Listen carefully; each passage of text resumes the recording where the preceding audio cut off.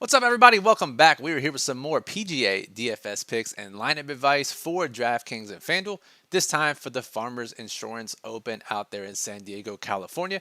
Welcome. I'm Brian Jester, co-founder here at Occupy Fantasy. My usual co-host Nir Amada is on vacation this week, so we are flying solo. But don't worry, we're going to get you everything you need for this week's event. So in this video, this is what we'll do. It'll be similar to the last couple of videos that we've done here on the channel for PGA DFS. We will review last week's plays to see how our model and our daily plug did. We love the transparency and always looking back to see if we can learn anything.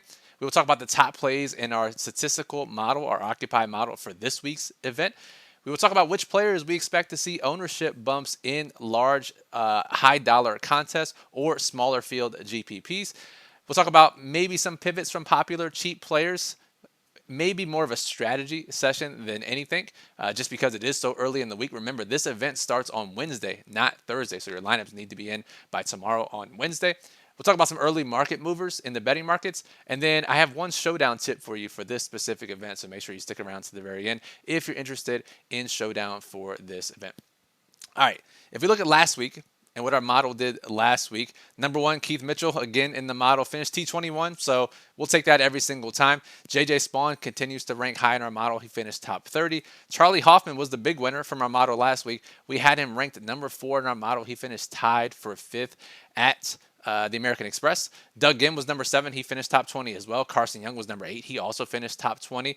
A decent week for the model. Obviously, Hoffman was the big hit there. The big winner, however, was in our daily plug. So shout out to Nirmata because one of his top plays in our daily plug was the eventual winner, Sepp Straka of the American Express. And you were not winning a GPP of any consequential size if you did not have Sepp Straka in your lineup. So good week for our members if you combine our model and the daily plug, which is what we suggest you to do every single week. Now, if we turn our attention to this week's model, our Occupy model ranks every golfer for DraftKings and FanDuel every single week of this season. Let's look at the top plays this week, top 8 or 9 plays, and tell you why they may be ranking so highly in our model this week.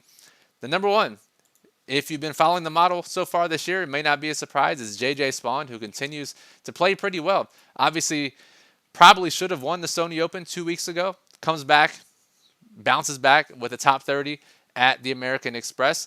He's a top 5 long iron player. Now, this course is much, much, much different than the first courses we've seen so far in the first 3 weeks of January. This week, one, the scoring will be much tougher, and it plays much, much longer than these other courses. So to see JJ Spawn on a much different course setup, still ranked pretty highly, the model has a high favor. They favor him pretty highly over the long term.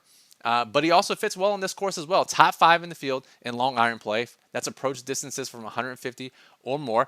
And he's still a top 10 ball striker, which is always going to be important. So JJ Spawn ranks out number 1 in our model this week.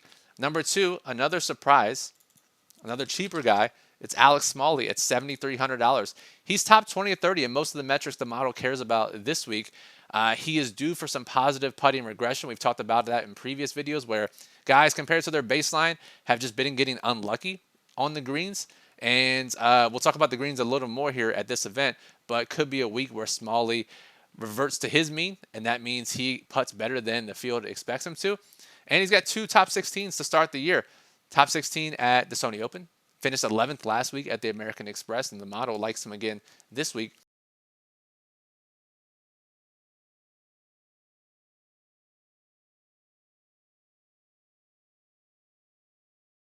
The favorites to win this event, the number 1 ball striker in the field this week. We're always going to favor that for sure.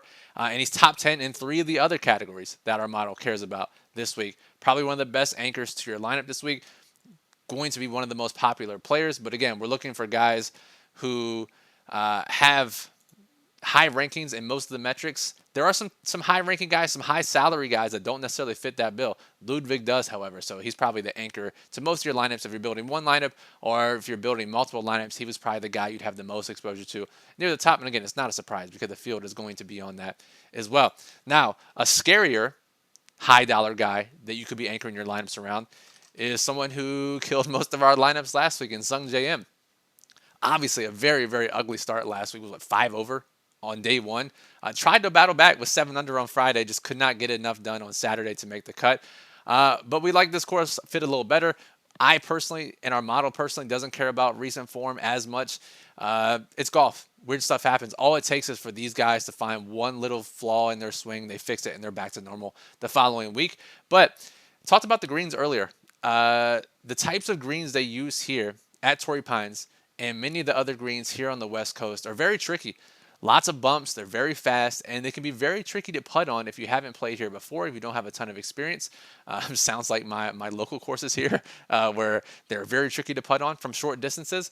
But if you look at these types of greens, Sung Jae ranks top 5 in the entire field on putting on these types of greens. He also ranks top 5 in strokes gained around the green in longer rough. Now, we've had some different types of course setups already, but this course, long rough, and most of the around the green shots are going to come from long rough. And yes, there can be a lot of variance in how your ball sits in long rough, but there's some experience to that as well. And Sung Jae ranks in the top 5 in the field in that metric. And if you look at this course, as I said, it's going to play much longer, and the greens are actually a lot smaller. So when you have that combination, you're going to miss a lot of greens just by nature. So when you do, you have to be able to get up and down. One, get your ball close out of the long rough, but two, be able to make shorter putts on this bumpier, tougher greens. And Sung Jae ranks really highly in that regard, and it's why he ranks really highly in our model as well. Add in the fact that he's top 10 in the field in both birdie making and bogey avoidance, you'll see why Sung Jae ranks so highly this week. Again, I know it can be scary playing someone who missed the cut last week. I know many people out there be like, he burned me last week, I'm not playing him this week. Don't be that guy. Let's go back to Sung Jae this week. And again, the field's not going to give us much of an ownership discount, and we shouldn't worry about last week as a result. Next, we have another model darling from the first couple weeks of the season. It's Doug Gim, top 4 ball striker in the field. And like Sung Jae, he's top 5 in that putting on West Coast greens, strokes gained around the green from the long rough. He ranks really highly in that metric as well. That moves him up in our model this week. Next is Aaron Rai, who you might notice a theme here, is a top 5 ball striker. The one thing that we're a little concerned about with Rai, however, is his distance. Outside the top 100 in driving distance here. It's a really long course, but we've seen guys who aren't long win here. Guys like Brandt Snedeker has won here, by the way. So if you get in the fairway, be really accurate with your approach shots, be good around the greens, Aaron Rai can do that. So he ranks top 7 in our model. Probably one of those surprising plays in our model is Joseph Bramlett. Top 10 in the field in distance. So there we go. We get a guy with some driving distance who's bumping them up in the model. He's due for some positive putting regression. May have kept him on tour last year if he hit that regression a little sooner. He just got cut from the Korn Ferry Tour last week. Missed the cut at a Korn Ferry Tour event. So not a guy that we're super looking to jump on, but somewhat of a Torrey Pines specialist, as he's made the cut in all of his last 5 tries here at Torrey Pines. So the model is not a big course history truther like Nira Mata, our PGA analyst, is. And I have a feeling that maybe Bramlett would make the plug this week if Nira was writing it, which, by the way, I will be writing it this week. That plug will be up late on the site tonight, so go check that out after you watch this video.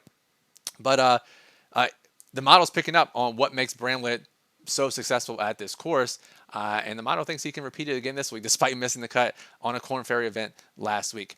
And here's your who the hell is that? Model play of the week. Ranks top 10 in the model. And I'm praying, fingers crossed, his ownership does not get out of control. We've run a couple ownership updates already, and it's creeped up every single time. So I'm praying it doesn't get to like 10 or 15%. It really might be. But it's Niklas Norgaard.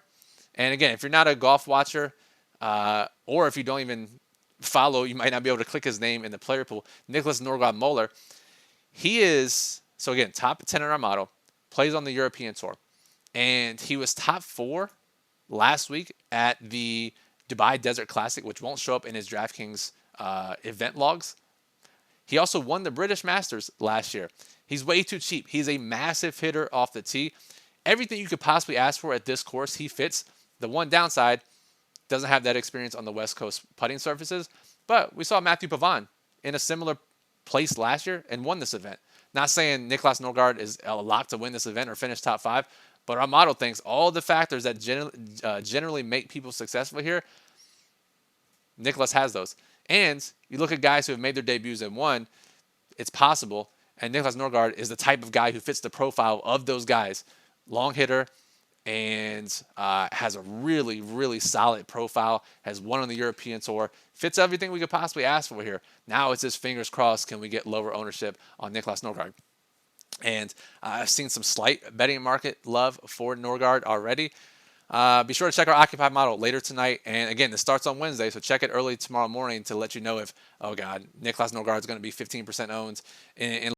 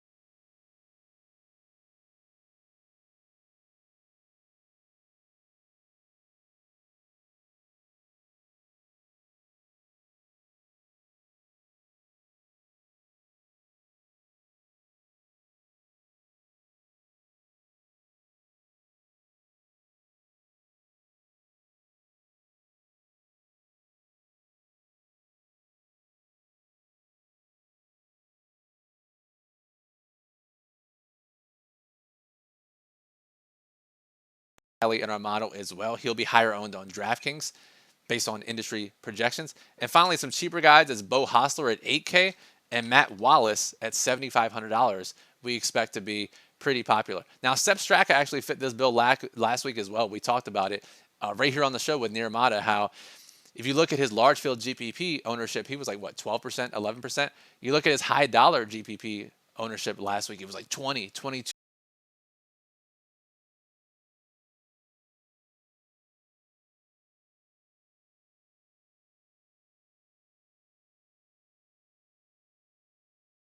These types of guys, you can basically double their ownership in smaller GPPs, high dollar GPPs, and have an accurate representation. Now, some of the similar guys on FanDuel, it's Hideki, it's Sungjae, but because of the pricing here, Oberg will also get the ownership.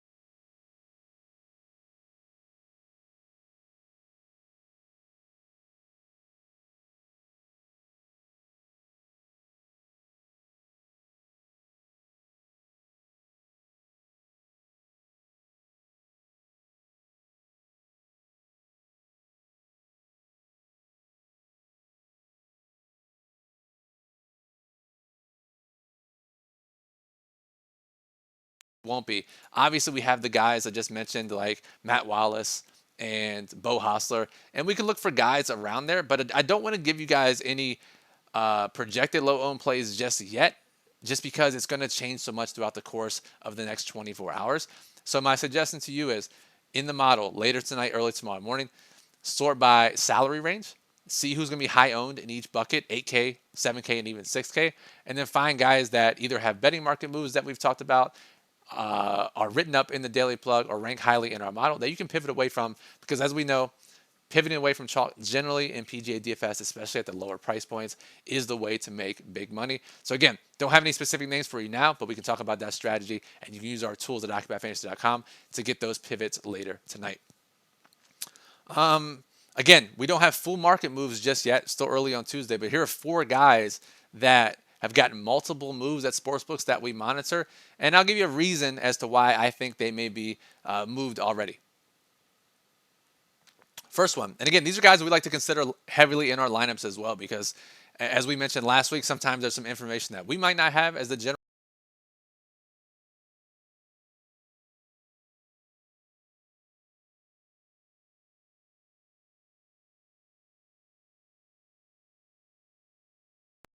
Another ball striker that has gotten a move is Kevin Yu, who finished highly here last year, I believe, and only $7,100. He's gotten multiple moves because of his ball striking prowess.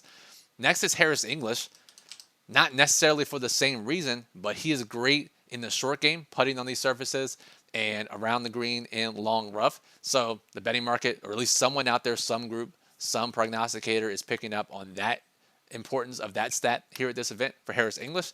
And finally, we have a distance guy, Enrico Hoey, who has played pretty well to start the season here. And I say pretty well, but he's made the cuts in the last two events. Has fallen off. You look at his 76 in round 4 last week, his 72 in round 4 in the Sony Open. So maybe Rico Hoey more of a round 1, round 2 showdown play based on this. But again, there's a lot of variance in that. Rico Hoey continues to make cuts. Let's see if he can get some weekend luck this week at the Farmers Insurance. All right, and I promised you a showdown note.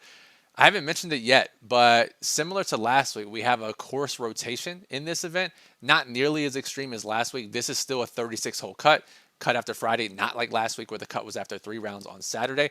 And we only play 2 courses this time instead of 3. This time, golfers will tee off on Torrey Pines South for one day on Thursday or Friday, and they'll tee off on Torrey Pines North for one day, Friday or Saturday. So each course will get a round from each player first 2 days. And then the final 2 days, Saturday and Sunday, are just back at the South course. So 3 rounds at the South course, 1 round at the North course. The big difference here is the North course plays much, much, much easier. I'm talking strokes and strokes easier, to the point that when you play Showdown for round 1 and round 2, your golfers should solely consist of guys playing the North course. It's that much different. A lot more birdies to be made. It's a lot tougher on the South course. And as a result, if you're looking for full event prognosis or predictions, you have to go low when you get your one chance on the North course. If you don't, you pretty much cannot win this event. So we need some guys to go low. Despite all the other statistics we've talked about, you got to be able to go low on the North course to have a shot at winning or finishing top 5 in this event. So if you're playing Showdown round 1, playing Showdown round 2, only play guys. Again, I know you might want to get cute, and it's not like this is something the field is going to overlook, but it's a baseline expectation. You don't want to be the guy that's left out or the person that's left out and playing guys from the North course, from the South course, 6 guys from the North course in all of your Showdown lineups, round 1 and round 2, period. No exceptions. From the North course, round 1, round 2, Showdown only. Now, this isn't the case. Obviously, you can't do that for the Classic 4-day. And sometimes we have some edges on when guys are playing the North course based on the weather, but the weather does not look to be a factor for this event. So for Classic contests, we're not really worried about which guys play which course, which day. All right, that'll do it for this video. Make sure you're subscribed to the channel. Again, we're trying to get to at least 1,000 viewers per PGA DFS video so we can continue doing these for the rest of the season. And you may ask, how can we get this to 1,000 views? You like it, you subscribe to the channel, and you drop a comment. Oh, and you watch it all the way to the end, which you're doing right now. So good job. Thank you for that. Again, we were close last week, close the first couple of weeks. I know NFL is a factor in that, but let's see if we can get to 1,000+ views to make sure you guys can keep getting these videos for the rest of the PGA season. Daily plug on our site will be up tonight with player picks and lineup construction tips for different contest types.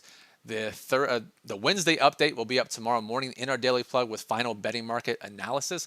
And our Occupy model is already up on the site, as is our lineup builder, but ownership will be tweaked throughout the day and early into tomorrow morning. So make sure you continuously check back for the latest ownership projections on our site, occupyfantasy.com. So Brian from Occupy, thanks for listening. Good luck and enjoy the Farmers Insurance Open.